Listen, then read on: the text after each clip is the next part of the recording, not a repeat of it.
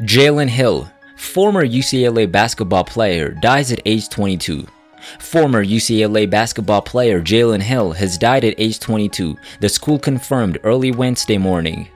UCLA coach Mick Cronin said in a statement that Hill's death is heartbreaking and said the former Bruins forward was a warm-hearted young man with a great smile who has left us far too soon.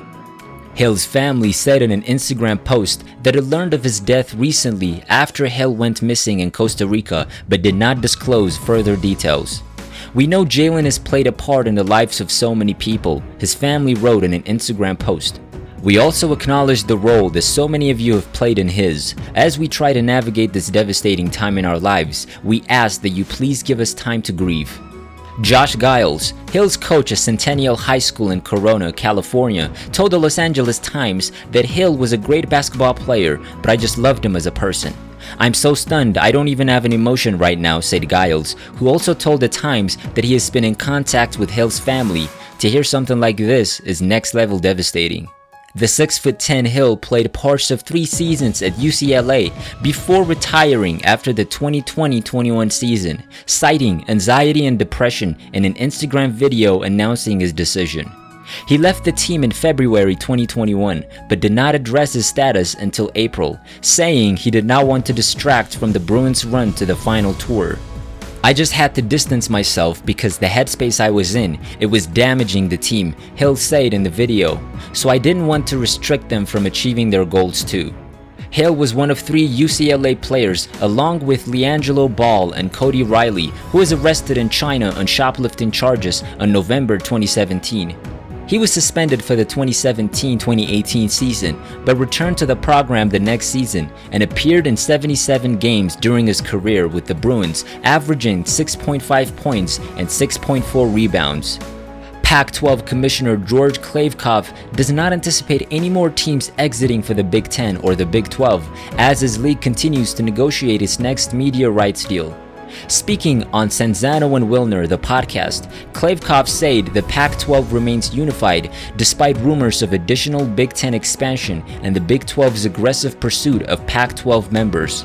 USC and UCLA announced in June that they were leaving the Pac-12 for the Big Ten in 2024, leading to speculation that other schools, namely Washington and Oregon, could soon follow. "Listen, I think if schools would have left for the Big Ten, they would have left for the Big Ten already," Kliavkoff told reporters John Sanzano and John Wilner. "Also, I'm very focused on things that are in my control." Kliavkoff also doubled down on his guarantee from July that no Pac-12 schools would depart for the Big 12, which reportedly has been targeting Arizona, Arizona State, Colorado, and Utah. Several administrators from those schools have reiterated their commitment to the Pac-12. "I talk to our presidents and chancellors and athletic directors all the time. We have conversations about this," Kliavkoff said. "Everyone is committed to working together to get a great grant of rights following a good media rights deal, and I take people at their word." The Pac-12 opened its media rights negotiations earlier than anticipated because of the USC and UCLA departures. Kliavkoff said that the process is complex, but that a deal would happen in the near future, also saying he's confident that the 10 remaining members will sign a grant of rights agreement, if we put the right agreement in front of them. The league's current media deal expires in 2024. "The media rights deal has always been a balance," Kliavkoff said. "Certainly, revenue is at the top of the priority list, but we also have to balance that against distribution. We really want our content to be available to any of our fans who want to see it. I've set a goal that our content should be available on any piece of glass connected to the internet." Kliavkoff added that any potential Pac-12 expansion would occur after the media rights agreement is finalized. He also weighed in on UCLA's challenges to leave the Pac-12 as the University of California regents continue to discuss the impact on Bruins athletes and on California, the system's other Pac-12 school. Kliavkoff said the Pac-12 welcomes the review of UCLA's move and hasn't ruled out the school remaining in the league. At a meeting last month, the General Counsel of the UC Regents said the regents have the right to overturn UCLA's decision to leave the Pac-12. Kliavkoff said the impact of increased travel to league games creates problems for athletes, families, and others. We've done back-of-the-envelope calculations on the negative impact of UCLA expenses, travel expenses and coaching salaries and other things, just to get to the average Big Ten athletic budget, Klavkov said.